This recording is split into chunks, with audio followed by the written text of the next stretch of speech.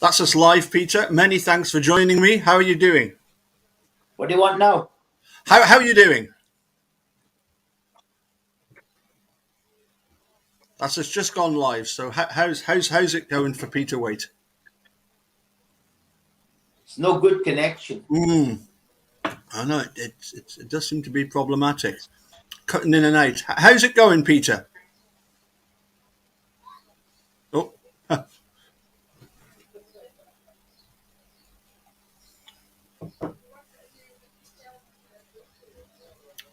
he was there, then he was gone.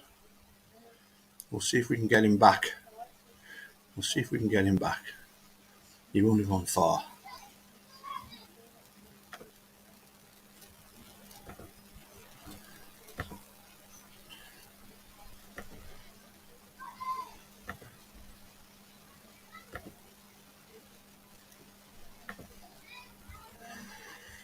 Let's see if he'll come back on.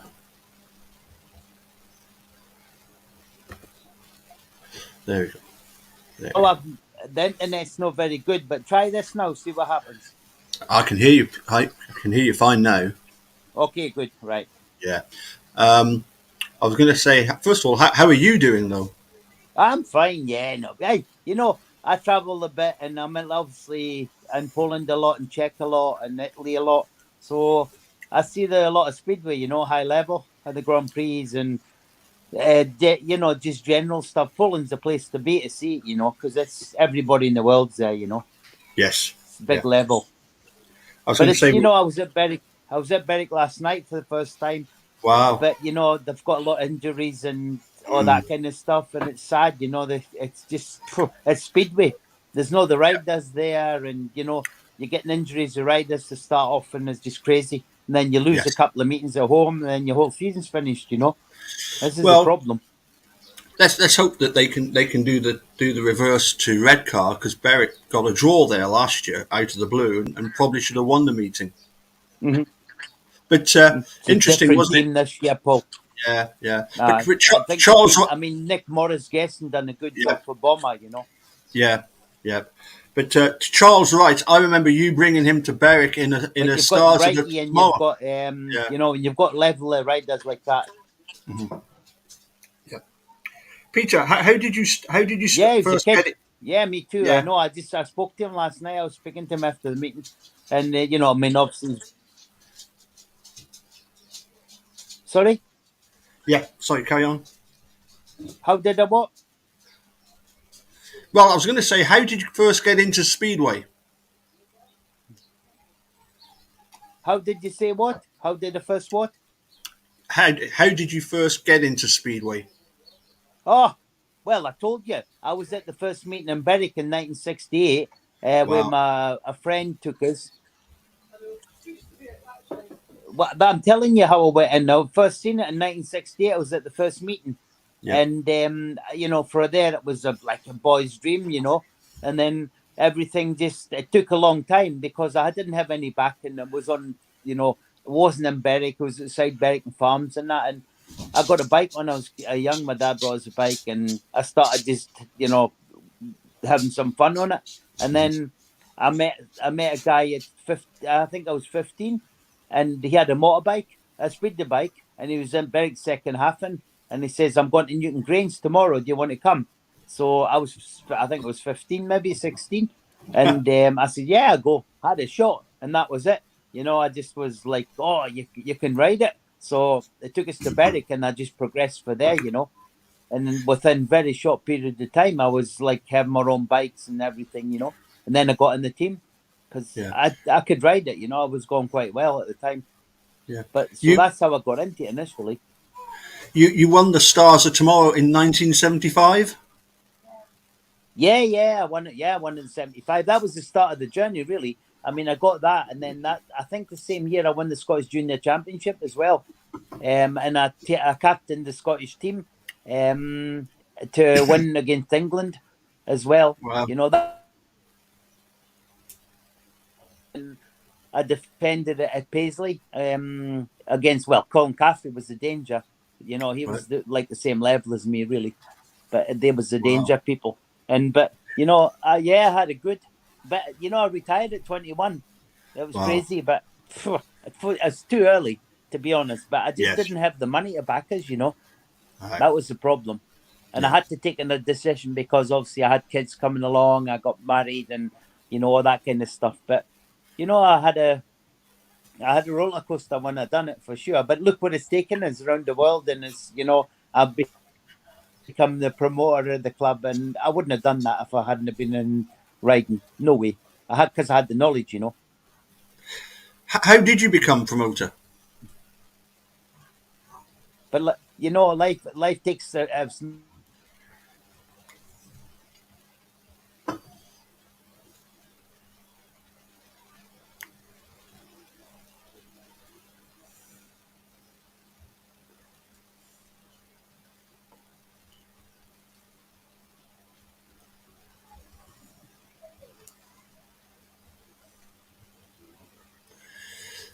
Oh dear. I think we've lost Peter again. When he moved the first time, it definitely helped to begin with, but then we started to lose contact. So let's just hope that he can jump back on. Hi, Paul. Well, here we go. It's no good. This system's no good. I don't know what's happening, but never mind. Yeah. Okay, we're still here. You are indeed, yes. We've now got two the of thing these. is, it's your roller coasters, and you know what? I see that. What happened? There we go. There we go. There we go. Okay. Yeah, so Tuscus, what else do you want to know? I mean, is this million? I could talk for 2 years to you, Paul, about all the stuff that went on. There's so much what happened. And it still is. Well, I mean, and still is. yeah, the yeah. before and after, if you like. It's amazing. Yeah, I enjoyed putting on the discos for the Bandits. I remember one at the Grove that was very well attended.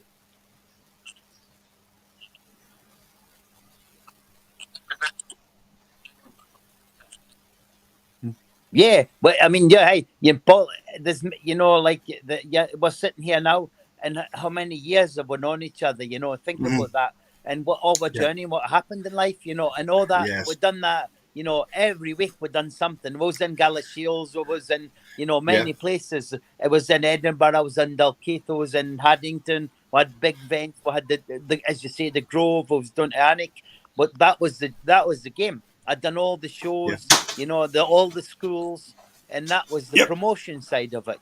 I've done that 24/7, and plus running the speedway as well. That's actually, and for a day-to-day business, and it's really zapping, but that's for me. That was the success that everybody needed to know that was there. That was what I thought, and I think it worked. When I look now, actually, it did work. They've got the internet now. We didn't have that, Paul. No. Yeah. That was the problem. You had to do footwork, and how.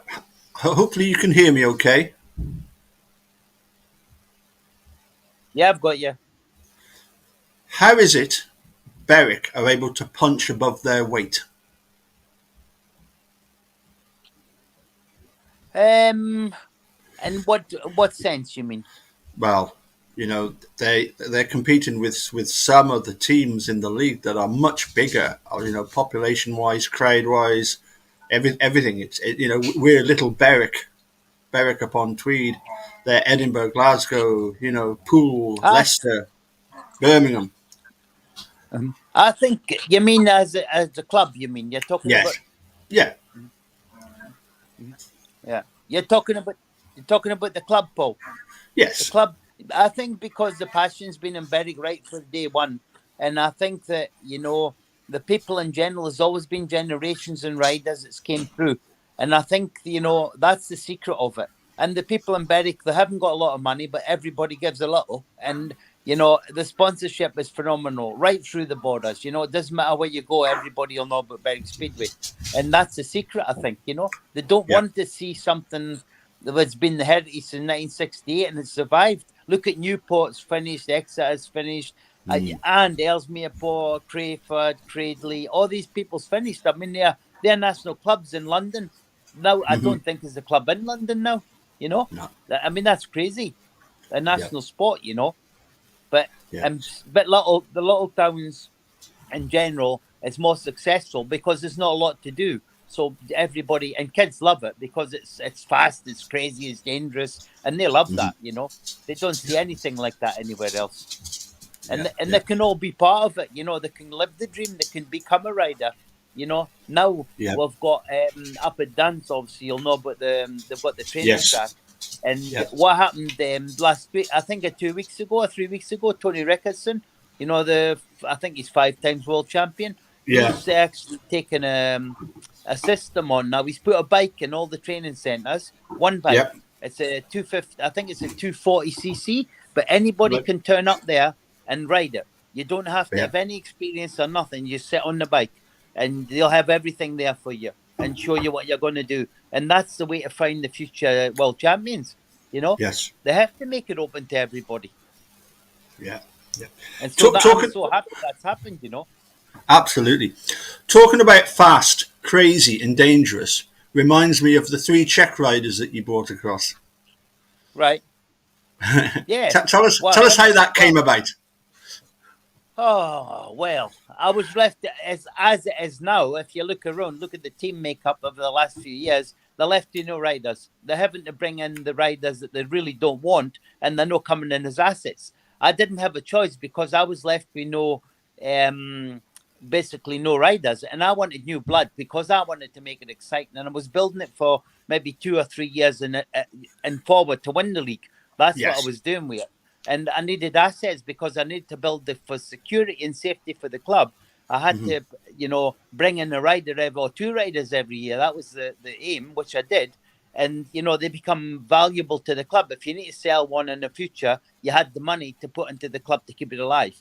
And that's the way it had to work, you know, and that's why I brought them in. And I went to Czech Republic. I went to Edinburgh and seen Rimmel. He was in the Czech touring team. He was in Exeter the first night, and I think he got 12 points. And then he went to Edinburgh and he scored 10. And I thought, if he can ride them 2 tracks, he's definitely it's a no-brainer. So I signed him in Edinburgh. That's actually what happened. And then I flew to into Prague, and seen the Czech. It was the Bobrel open. It was open meeting called the Bobrel. It was like Tomacek, the Tomacek meeting. And there was, all the Czechs was there. Pepe was there, Pavel Andršek, Richard Wolf, you know, Michael was there. So it was a Czech championship. So I see everybody in display. And there was all wanting to come. There was 10 of them wanting to come. Everybody wanted to sign, you know, and I thought, well, I had to pick the best. So Michael was the Czech champion, so I signed him. And then I love Pepe's style, and I just thought he's got something, you know, real different class on the bike. So I signed Pepe. You know, as time went on, and you know, they stayed together, and it's like a nest. You know, you've got to realize when you're bringing people from another country, it's totally, the food's different. They're leaving their mothers behind, they're leaving their families behind. They're on their own, and they can get lonely, and you know, and you need to bring a few of them in, at least 2. But I brought 3 because it was all friends, and they all knew how to ride. And none of them spoke any English. That was the problem. It was, you know, it was yes. Everything was yes, whether it was no or yes. You want a burger? No. yes. And they didn't have a clue what they were saying, you know. But that was life, you know. but you know, everybody thought I was crazy at the time, and in the scene. And then, you know, that was the Czech era. And then I moved to Poland, and obviously I went in to look at Stan Berza. I brought him in, and then you remember Adam Petrasco. He was world class. Adam retired early, but I mean, he went to, first meeting was at Rye House. I can remember them saying, "You'll never get round there. There's no Poles can ride that." He wasn't beat. He got a 15-point maximum. He blew everything away, and everybody saying, "Wow, bloody hell, we'll have to go to Poland." But that was the problem, you know. Yeah. Adam, the passion of life, you know. Yeah, Adam rode for quite a small track, didn't he, in Opel? Pola, yeah, he rode in a Pola. It's I would say similar to Edinburgh a little bit, but it's wide, you know, it's really wide. Right.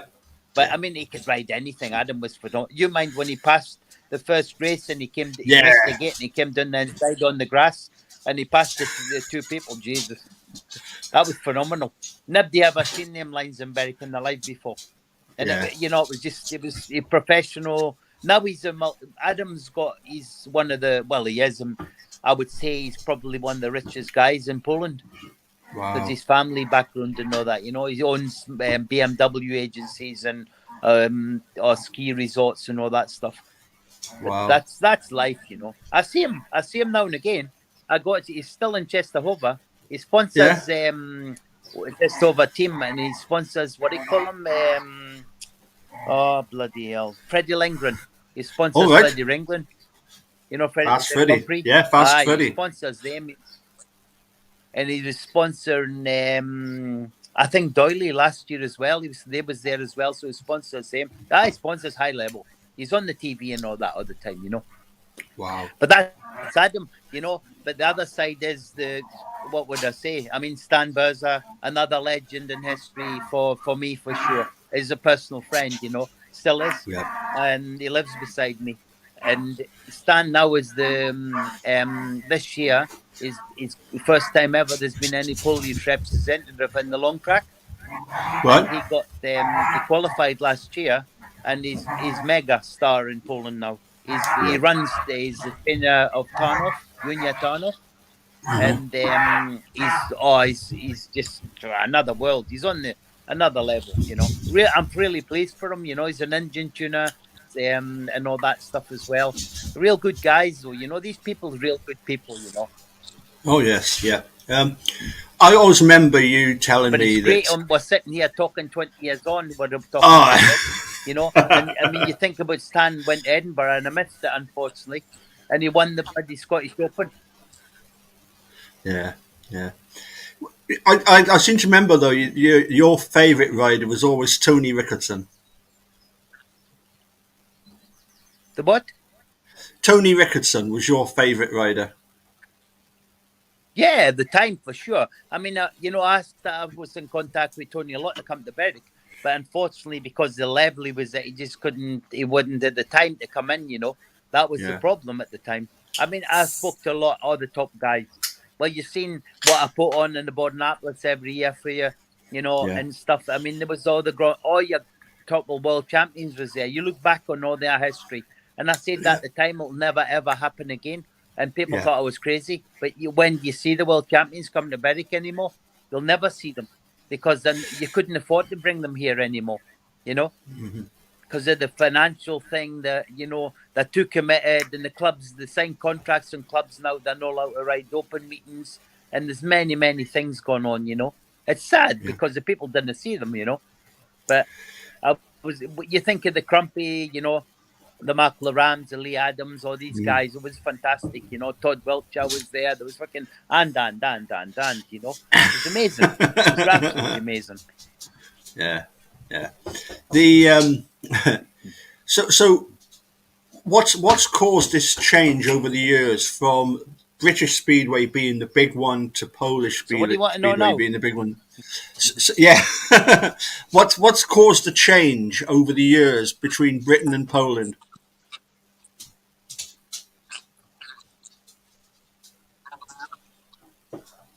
Money, greed. Yeah. Money, and mismanagement, how's that? No vision for the future. That's what's happened. That's exactly what's happened. And it's still the same. It'll survive at a level, and all the tracks closing, legislation, environmental problems, the cost of running the whole scene, the depleting crowds, internet, people sitting at home watching on the internet, they don't want to come and see the crowd and see it live. All this is a factor of it. And money, being hit with obviously the COVID was a big factor in it, but even before that, the weather. When at the last season, I had 18 rained off meetings. Financially, that's suicide. I'll tell you now, absolute suicide. And that you can, it's when people think, it's no problem, it's a rain off meeting. They haven't got a clue, because the problem is one of their meetings is going to cost you at least £3,000 to £4,000, and who pays? You pay. The promoter pays. It isn't fictional money. That is real money. And that's the problem. People just run out of money, Paul. That's what happens. Yeah. It Yeah. doesn't matter Yeah. if you've got $1 million, you'll be left with nothing. That's the reality. Look at Workington. There's Wow. an Yeah. example. Sadly, it was they won the league and then they went bust and never opened again. They finished it. So everything's finished. How sad's that? How can that happen? Yeah. It's not real. They followed the example of Hull Vikings, who did the double and then Exactly collapsed. the same. Yeah. Yeah. Because the thing is to win the league. Any club that wins the league, even now, when I was in it, when we nearly won the league in the 2005, I mean, I lost probably 75, 80,000 that year. And I'm real. Wow. That's real, That's the problem. And that's real money. I'm not telling any, I've no reason to tell you any different, and I'm serious what I'm telling you there. And I would say anybody that wins the league now has to look at £100,000 to chuck away. You have to start the season and there's £100,000 we're going to lose to win the league. And that's real. So how can that be? It's mental.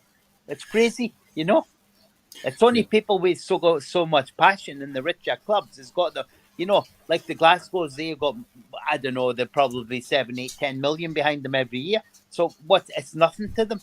But Berwick, it's suicidal trying to, come in, or the lot of clubs look at Newcastle, Yeah. See Newcastle the same, Yes. It's the kind of survive pool is a problem.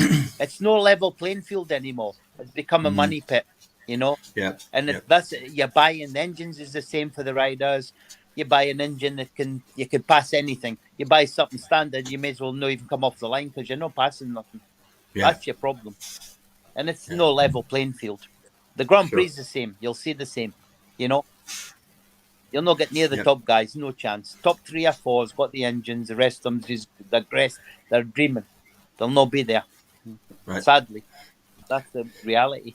It's motorsport, Yeah. And then the injury side and all that comes on, and it's no easy. No. There's a lot of factors, Yeah. But I would say, I would give you, we're sitting here talking about the past, but I think we should. Go on. No, I was gonna say some of the ups of being Mm-hmm. I was going to say about some of the ups of being a speedway promoter. So what do you want?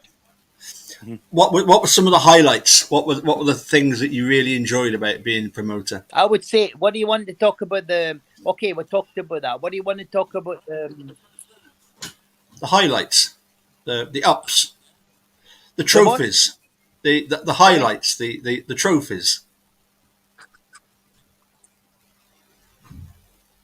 Winning the four, winning the fours. I mean, that was like on live on Sky. It was like phenomenal.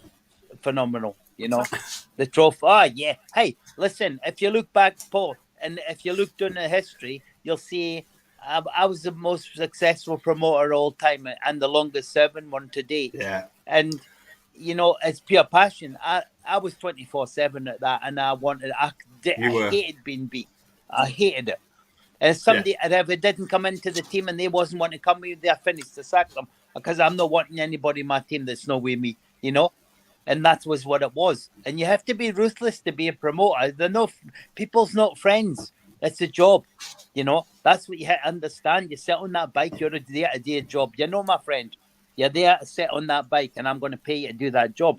And that's what's wrong now. There's too many. It's too close, Right. That doesn't work, We're in a work environment, but I love to be honest to see the whole thing, to put something together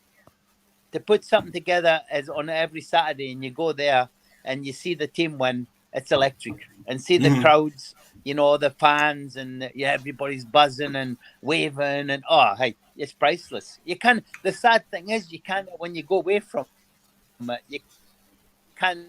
You're still living and breathing, looking for something to replace it, and that's the problem you face. Yeah. It's a sport environment thing, but you never lose it.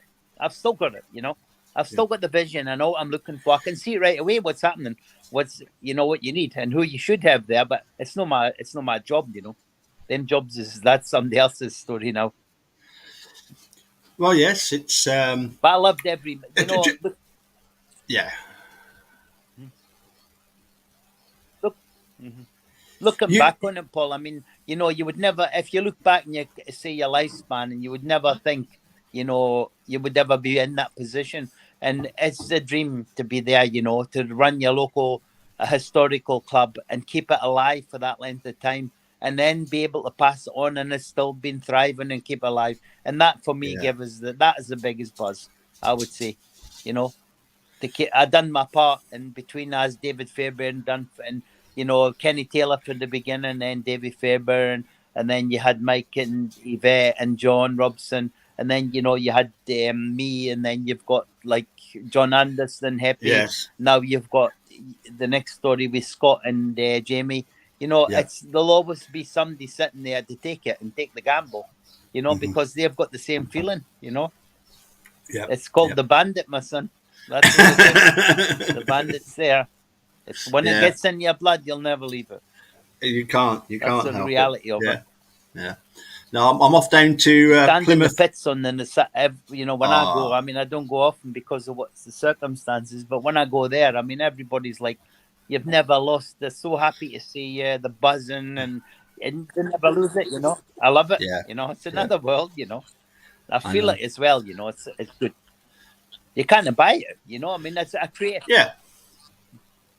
Yeah. That'll be good. I'm off down to Plymouth. Pool. Yes, I'm going to Plymouth and Pool on Tuesday, Wednesday. So I'm hoping to do a pool.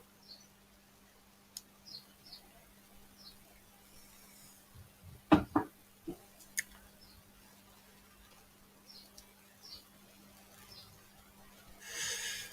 tell you what, that was really interesting. Talking to Peter about the, you know, promoting. You know, the amount of money that's involved, and you know, Peter knows what he's talking about. He's absolutely no reason to to try and say it any other way. Oh, here we go. Sorry, it's okay, Peter. Peter, I'm not going to keep you much longer, but I would like to just ask you about the future of Berwick with the Duns training track. I would say that, you know, I'll show you something, Paul, just before we go talk about more. You see this? Yep. Yeah? You see it? This is my last body jacket when I rode for Berwick. Wow. Just and it still fits. And it still fits. It still fits. Yeah. But this is the other one, though. This is the Cannons one. This is Crump. Yeah. You see Jason Crump is here? This is Jason Crump. Wow. No, I would say, Paul, the future, just good you've touched on that, because I think the future is good for Berwick at the minute, because they've signed a 25-year lease for the stadium, but I don't think the stadium will be there. I think what will happen, the stadium will be in time, environmental pressures and, you know, the way life is with houses and everything, it's too valuable, and I think it'll be demolished, but I think it'll move to the top of Berwick, outside, and it'll be recreated. Now, I'll only hope that the track will be reinstated there. We'll see, but that's my vision of it. I would say that the Dunce scenario is backed by Grant Henderson Tangas. I mean, thanks for that, Grant, because it's amazing. You know that you've got the vision and you've put the money in to back it. You know, because that definitely is the future. It's not used enough for me. It needs to be better managed, to get more, to be open like 6-7 days a week, you know, and make it really happen. But that's another thing about finances, people, and circumstances. But the future of the speedway in England and the world, I would say I would think probably 2 to 3 years, it's going to be electric. It's the same as everything else in life. Purely because it's the engine scene is going to disappear, and you're not going to be able to get the fuel. And I mean, already in Poland and Czech and Sweden, they've already had meetings already with electric bikes. Yes. Yeah, absolutely. Yeah, I've actually seen the electric bikes, and as you say, it's probably going to be a shame because there's probably not going to be the noise and the smell. We'll see if Peter comes back but I know he's got to go because I think it's actually his mum's birthday is actually today. Although the meeting, I think it was last week, the week before was to do with his mum's birthday. I'm sure he said he's got something he's got to go to. So if Peter comes back, we'll get him on. But if here he comes. In Paul, sorry, yeah. Yeah. I've got you. Okay. Peter. Yeah, just to go on the electric bike scene, Paul, the future is definitely going to be electric. It'll be exciting, I think, as well. And I think it has to go. It'll open the whole sport up for sponsorship. And I would say so. It makes it accessible to the general public to use. And that's what the exciting part is, I think, Yeah. But who knows? We'll see. But I'll give you a prediction for the World Championship. I think it'll be Liam Matson, the world champion. Yeah. So that's my prediction. Yeah, he's pretty good, isn't he?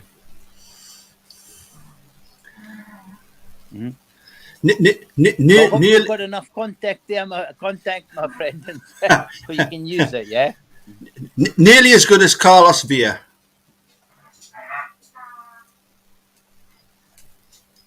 Well, he's been knocking on the door, and he had last year he lost it, but this year for me he's came back and he's started to come on it, and he's got the experience for sure. He's he's been the SEC world champion. So yeah, eh? I know you've got a party to go to. What's happened? You have a party to go to. Okay. Yeah. So that's about Apple, I think. But it's been a pleasure to talk to you, and thank all the fans and for the support over the years, in the future. Sorry? That's absolutely brilliant. Cheers, mate.